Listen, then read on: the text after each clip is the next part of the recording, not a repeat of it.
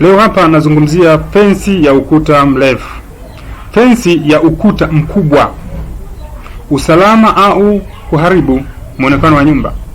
Katika ujenzi wa kisasa, fensi ni sehemu muhimu ya nyumba, si kwa sababu tu, bali pia kwa muonekano wa nje. Narudia tena. Katika ujenzi wa kisasa, fensi ni sehemu muhimu ya nyumba, si kwa usalama tu, bali pia kwa muonekano wa nje.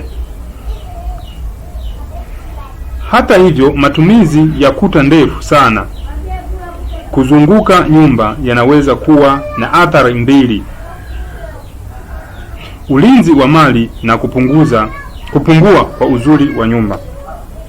Umuhimu wa fensi. Moja, umuhimu wa fensi kwa usalama. Fensi hulinda familia, mali na faragha ya makazi katika maeneo yenye changamoto za kiusalama. Ukuta imara huwa kinga ya kwanza dhidi ya wizi, uvamizi au usumbufu kutoka nje.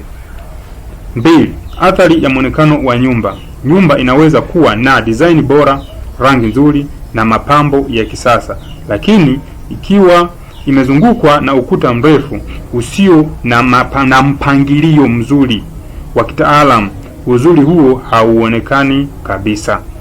Kwa lugha rahisi, nyumba nzuri inabaki imefichwa. Mifano ya kimataifa: katika nchi au jamii zenye usalama wa juu, mara nyingi nyumba huwa na fensi fupi au za mapambo, decoration fence, ili kuruhusu muonekano wa nje uonekane. Hii inawezekana kwa sababu hatari ya uhalifu ni ndogo. Hata vijijini kwetu huko bwana, hatuna shida si ya mafensi kwa sababu kuna usalama. 4, suluhisho bora. Uwiano kati ya usalama na urembo. Badala ya kujenga ukuta mrefu usio na mvuto, wataalamu wa ujenzi wanapendekeza nini? Hiki hapa: fensi zenye design nzuri, mfano mchanganyiko wa ukuta wa vyuma vya kisasa. Matumizi ya miti au mapambo ya mazingira, wazungu wanaita landscaping. Fensi zenye uwazi wa juu lakini bado salama. Lango imara na mfumo mzuri wa ulinzi. Lengo ni kupata usalama bila kuua mvuto wa nyumba. Nihitimishe kwa kusema, uamuzi wa aina ya fensi unapaswa kuzingatia kiwango cha usalama wa eneo, bajeti ya ujenzi, muundo wa nyumba, mapendekezo ya mtaalamu.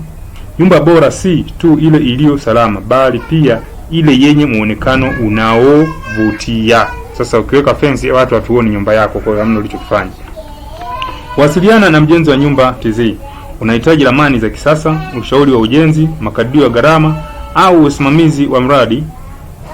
Basi piga simu au tuma message ya kawaida namba 07 12 93 70 90. Pia unaweza kuwasiliana nasi kwa njia ya WhatsApp au Telegram kwa namba 07 65 93 70 90. Bila kusahau tuna email. Email yetu ni info@mjenziwanyumbatz.com. Asante sana kwa kunisikiliza. Naomba usisahau kusubscribe, kulike, comment na kushare akaunti ya Mjenzi wa Nyumba TZ. Shukrani sana na majukumu mema.